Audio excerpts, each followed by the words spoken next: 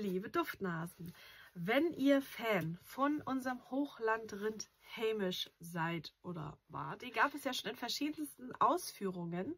Und jetzt sage ich euch, Obacht auf die Scentsy Feiertagskollektion. Und hier ist sie, die elektrische Duftlampe in Form eines Hochlandrindes im festlichen, weihnachtlichen Outfit. Und guckt mal, es hat hinten ein Loch im Kopf, damit auch der Duft natürlich gut rauskommt. Hier könnt ihr das Duftwachs einlegen und schonend erwärmen lassen. Hier ist der An- und Ausschalter. Wir haben hier gar keine Beleuchtung.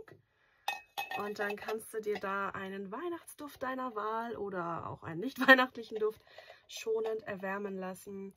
Ohne Feuer und Flamme. Du siehst, hier ist nicht irgendwie die Möglichkeit für Feuer und Flamme. Wir haben hier ein Kabel, das ist elektrisch, diese Duftlampe. Du hast eine lebenslange Garantie auf die Elektrik und es wird dann auch hier nichts rauchen und rußen. Du hast dann nur den reinen Duft in der Luft.